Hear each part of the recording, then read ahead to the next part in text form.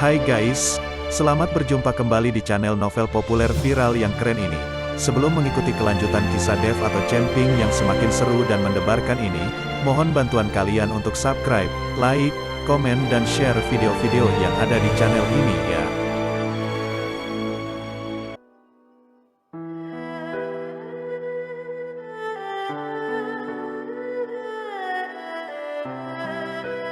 Perintah Kaisar Naga bab 3113, 3114 dan 3115.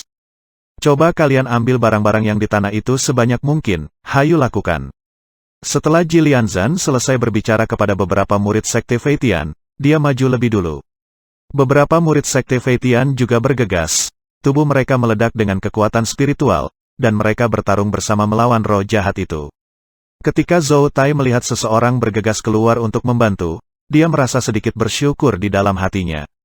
Dia tidak tahu bahwa Jilianzan datang ke sini bukan untuk membantu, tetapi untuk menghasilkan uang. Tuan Dev, Ji Yun tidak bergerak, bahkan jika ayahnya bergegas, dia tidak bergerak.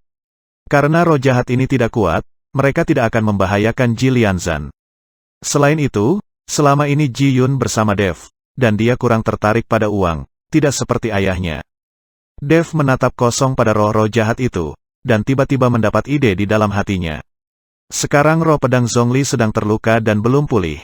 Dev ingin mencari waktu untuk pergi ke sekte artefak dan meminta Jian Lao untuk membantu Zhongli pulih kembali.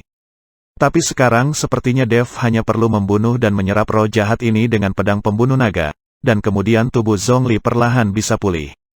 Meskipun roh senjata ini terpengaruh, dan keinginan membunuh mereka tidak bisa dikendalikan dan mereka telah menjadi roh jahat, tapi mereka juga tetap roh senjata. Selama Zhongli menyerap cukup roh senjata, Zhongli perlahan bisa pulih kembali. Perlu diketahui bahwa di alam surga dan manusia, tidak banyak orang yang dapat memiliki senjata dewa, dan tidak setiap senjata dewa kuno akan memiliki roh senjata. Jadi ini adalah kesempatan langka untuk bertemu begitu banyak roh senjata dan membunuh mereka sesuka hati. Memikirkan Dev di sini, dia tidak ragu-ragu, dia merobek kekosongan, meraih pedang pembunuh naga dan melompat. Ji Yun langsung mengejarnya. Dev berjalan menuju roh jahat yang sangat besar, dan menebasnya dengan keras dengan pedang pembunuh naga di tangannya. Lagi pula, semakin besar roh jahat itu, semakin banyak energi yang dimilikinya, sehingga Zhongli dapat pulih lebih cepat. Ini adalah rencana Dev. Tetapi ketika dia mengayunkan pedangnya, Dev tersentuh oleh cakar roh jahat, dan kekuatan besar meledak seketika, hampir menjatuhkan pedang pembunuh naga di tangan Dev. Sungguh kekuatan yang hebat, roh jahat ini tidak lemah. Dev merasa sedikit terkejut, kekuatan roh jahat ini sama sekali tidak kalah dengan peringkat ke-8 dari alam komposit. Dia baru saja mencobanya, dan kekuatan roh jahat itu benar-benar teruji. Mengetahui kekuatan roh jahat, Dev memiliki keyakinan di dalam hatinya. Dia mengayunkan pedang pembunuh naga ke depan seketika, dan cahaya pedang emas melesat ke langit. Merasakan cahaya pedang emas, roh jahat itu ketakutan, dan sudah terlambat untuk menghindar, ia tersapu oleh cahaya pedang, dan menjerit. Segera setelah itu, kekuatan isap di pedang pembunuh naga menyedot roh jahat yang telah berubah menjadi awan kabut hitam menjadi pedang pembunuh naga. Di atas tanah di mana roh jahat tersedot ke dalam pedang pembunuh naga, yang semula tidak ada apa-apa di sana, tiba-tiba ada palu batu. Ada rune yang terukir di palu batu, dan penuh dengan retakan. Terlihat jelas bahwa palu batu ini adalah senjata kelahiran roh jahat tadi. Dev mengambil palu batu dan menemukan bahwa palu batu itu tidak terlihat besar, tetapi sangat berat. Dev harus menggunakan kekuatannya untuk mengambilnya. Tidak heran roh jahat itu sangat kuat. Melihat palu batu di depannya, Dev mengerti mengapa roh jahat itu memiliki begitu banyak kekuatan sekarang. Melihat rune pada palu batu dan penampilan yang retak, Dev merasa sedikit menyesal. Krek, palu batu itu tiba-tiba hancur dan berserakan di tanah. Dan tidak diketahui apa penyebabnya. Melihat palu batu yang pecah, Dev merasa sangat sedih di hatinya. Karena dia tahu apa yang terjadi pada kultivator yang menggunakan palu batu ribuan tahun yang lalu untuk membuat senjatanya terlihat seperti ini. Dan dia sendiri mungkin telah kehilangan jiwanya dan menghilang ke dalam sungai sejarah yang panjang. Hei, bahkan jika kamu menjadi abadi dan naik ke surga, kamu tetap tidak bisa lepas dari takdir kematian. Dev menghela nafas. Semua yang terlibat dalam pertempuran antara dewa dan iblis adalah kultivator di tingkat abadi. Pada akhirnya, mereka seperti semut, dengan korban yang tak terhitung jumlahnya.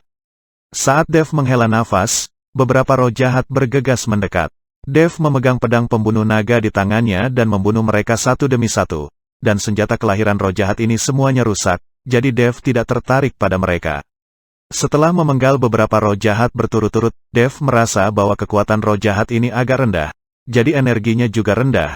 Jika Zhongli ingin pulih, berapa banyak roh jahat yang perlu dia serap? Dev melihat ke dalam lubang yang gelap. Karena roh-roh jahat ini keluar dari lubang, pasti ada sesuatu di dalam lubang. Tidak mungkin untuk menyegel hanya roh-roh jahat yang lemah ini dengan batu penyegel sebesar itu. Memikirkan hal ini, Dev ingin melompat ke dalam lubang untuk menyelidiki. Tetapi tiba-tiba ada aura yang datang menuju ke arah Dev. Dev hanya merasakan seberkas kekuatan spiritual terbang di belakangnya, secepat kilat. Untungnya, Dev bereaksi dengan cepat dan di bawah kilatan sosoknya, dia menghindari pukulan. Ketika Dev menoleh untuk melihat, dia menemukan ada sekelompok roh jahat di sekitarnya, dan semua orang berkelahi dengan roh jahat itu, seolah-olah tidak ada yang memindahkannya. Dev meliriknya, meskipun dia tidak melihat siapapun menyerangnya. Dev tahu bahwa seseorang pasti mencoba untuk menyelinap menyerangnya, tetapi gagal, jadi dia berpura-pura. Melihat ini, Dev berbalik dan berjalan menuju gua. Terdengar suara mendesing. Saat Dev berbalik, semburan kekuatan spiritual lainnya segera keluar. Dev dengan cepat menoleh, mengeluarkan seberkas kekuatan spiritual dengan jari-jarinya, dan langsung bertabrakan dengan kekuatan spiritual yang diayunkan oleh lawan. Kali ini, Dev melihat dengan jelas orang yang melakukannya. Ini adalah bawahan Zhou Tai. Dev telah melihatnya sebelum menaiki kapal, dan dia memiliki kekuatan peringkat ke-7 dari alam tubuh Fit. Seorang pelayan keluarga Zhou berada di alam yang sama dengan Jiyun, sehingga dapat dilihat bahwa keluarga Zhou jauh lebih kuat dari Fei Tianzong. Ketika para pelayan keluarga Zhou melihat bahwa mereka ditemukan, mereka tidak lagi bersembunyi, tetapi berjalan ke arah Dev secara terbuka. Zhou Tai memintamu untuk diam-diam menyerangku. Dev bertanya kepada pelayan keluarga Zhou. Ya, kamu telah menipu tuan muda kami, jadi kamu harus mati. Pelayan Zhou berkata dengan seringai di wajahnya. Meskipun Dev menghindari dua pukulannya, dia tidak takut, dan wajahnya masih agak galak. Ingin membunuhku, tapi sendirian, tidak mungkin membunuhku, kata Dev dengan senyum menghina. Kamu terlalu percaya diri. Kamu hanya berada di peringkat ke-5 dari alam tubuh Fit, sedangkan aku berada di peringkat ke-7 dari alam tubuh Fit. Apa menurutmu aku tidak bisa membunuhmu? Apakah kamu mencoba mengatakan bahwa bahkan Ye Fengqing tidak dapat membunuhmu? Jangan berpikir bahwa kami tidak tahu. Ye Fengqing tidak menggunakan semua kekuatannya dan dia tidak ingin membunuhmu. Jika dia menggunakan semua kekuatannya, kamu, seorang kultivator kecil di alam komposit, akan ditampar sampai mati olehnya sejak lama.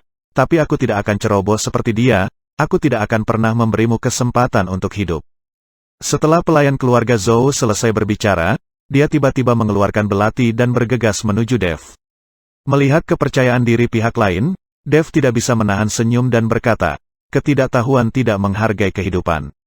Setelah selesai berbicara, Dev mengangkat telapak tangannya dengan ringan, dan bola api tiba-tiba menyala di telapak tangannya. Apinya sangat kecil sehingga hampir tidak terlihat. Tapi saat Dev melambaikan nyala api di telapak tangannya, nyala api yang tak terdengar itu meledak menjadi nyala api. Duar, nyala api itu meledak dan berubah menjadi lautan api, menyelimuti Dev di dalamnya. Saat ini, Dev seperti orang yang terbakar, bahkan roh-roh jahat itu bersembunyi ketika mereka melihatnya, dan tidak berani mendekat sama sekali. Melihat ini, para pelayan keluarga Zhou yang bergegas menuju Dev tidak bisa menahan cemberut. Ternyata kamu sedang berlatih teknik elemen api, tapi apakah menurutmu kamu bisa menghentikanku untuk membunuhmu? Itu konyol. Para pelayan keluarga Zhou bahkan tidak menyadari kekuatan api Dev. Mereka mengira itu adalah teknik api biasa. Belati di tangan pria itu terlempar ke depan, dan dengan kejutan kekuatan spiritual, belati yang dilemparkan berubah menjadi belati yang tak terhitung jumlahnya. Kekosongan yang terbelah oleh belati yang tak terhitung jumlahnya langsung menuju Dev. Dev memegang pedang pembunuh naga, tapi wajahnya acuh tak acuh. Berurusan dengan kultivator kelas 7 di alam komposit yang ingin menghancurkannya, bahkan jika dia tidak bergerak sekarang, pihak lawan tidak dapat menembus pertahanannya sama sekali. Benar saja, ketika belati yang tak terhitung jumlahnya itu tiba di depan Dev, mereka segera dihentikan oleh kobaran api dan berubah menjadi kehampaan. Harus diketahui bahwa api Dev bukanlah nyala api biasa, tetapi asal mula api milik ras tertinggi dari iblis api. Senjata biasa semacam ini sama sekali tidak bisa menembus nyala api itu, dan semua senjata itu menguap dalam sekejap. Ketika para pelayan keluarga Zhou melihat ini, murid mereka menyusut, dan mereka terlihat sangat terkejut. Senjata apa yang kamu punya? Gunakan saja. Jika kamu bisa menembus tembok apiku, kamu akan dianggap seperti banteng. Kata Dev dengan jijik. Sudut mulut pelayan Zhou berkedut, dan dia mendengus dingin. Jangan berpuas diri, aku akan memberitahumu betapa kuatnya aku. Setelah selesai berbicara, para pelayan keluarga Zhou menundukkan kepala, lalu mengambil pisau panjang berkarat dari tanah dengan kaki mereka. Jelas, roh jahat di dalam pisau panjang itu musnah, jadi pisau panjang itu muncul. Melihat orang ini, Dev merasa geli, karena dia melihat lawannya Iyut ingin menggunakan senjata kuno yang telah kehilangan semangat senjatanya dan masih rusak, dan itu adalah sangat konyol. Pedang panjang kuno ini takut akan patah jika disentuh. Terlihat pelayan bawahan keluarga Zhou itu menggumamkan sesuatu, lalu menggigit jari mereka, dan meneteskan darah di pisau panjang, jelas menggambar rune. Ketika Dev melihat ini, dia tidak menyangka bahwa pria ini juga seorang ahli mantra yang tahu semua jenis mantra. Dengan darah yang jatuh dari pisau panjang yang semula berkarat dan tak bernyawa itu tampak hidup pada saat ini. Bilahnya bergetar dan meledak menjadi cahaya. Segera setelah itu, pelayan keluarga Zhou itu melemparkan pisau panjang itu ke udara, dan pisau panjang itu langsung berubah menjadi binatang buas, dengan mulut berdarah terbuka, dan turun dari langit menuju Dev. Ketika Dev melihat ini, sudut mulutnya melengkung, dan dia ingin mempermainkannya, jadi Dev akan melayani permainannya sampai akhir. Dev melambaikan telapak tangannya, dan api di sekelilingnya langsung berubah menjadi naga api, meraung dan bergegas menuju binatang itu. Melihat ini, pelayan keluarga Zhou menjadi terkejut lagi. Dia tidak menyangka bahwa Dev juga mengetahui tekniknya, dan sepertinya kekuatannya tidak kalah dengan dia. Naga api meraung, dan lidah api keluar dari mulutnya dalam sekejap. Dan binatang yang berubah dari pisau panjang itu ditelan oleh lidah api ini, dan akhirnya menghilang, bahkan tidak meninggalkan jejak yang tersisa. Pada saat ini, pelayan keluarga Zhou sedikit panik, dan buru-buru mencubit formula itu dengan kedua tangan, tubuh mereka terbungkus kabut hitam, dan mereka berbalik dengan cepat. Sepertinya dia akan menggunakan teknik hantu untuk melarikan diri. Tetapi ketika para pelayan Zhou berbalik dengan cepat, berpikir bahwa mereka telah melarikan diri dari Dev, sebuah suara perlahan datang dari atas kepalanya. Pesulap amatiran sepertimu, jangan pamer keahlianmu di depanku. Dev tampak menghina. Pelayan keluarga Zhou itu mendongak dan melihat Dev menatapnya. Dia tidak bisa menahan keterkejutannya dan berkata, kamu. Tetapi sebelum pelayan keluarga Zhou selesai berbicara, Dev mengayunkan telapak tangannya ke bawah, dan semburan api langsung menyelimuti pelayan keluarga Zhou itu. Ah, pelayan keluarga Zhou itu berteriak.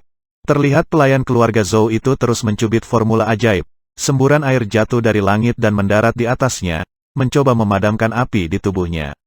Tapi nyala api tidak terpengaruh sedikit pun. Melihat keterampilan pelayan keluarga Zhou ini, Dev akhirnya memahami alasan mengapa Zhou Tai bersamanya meskipun kekuatannya rendah. Sejauh menyangkut teknik tubuh ini, ia dapat dianggap sebagai pemimpin di dunia surga dan manusia. Sayang sekali dia sebenarnya ingin membunuh Dev, tapi dialah ditakdirkan untuk segera mati.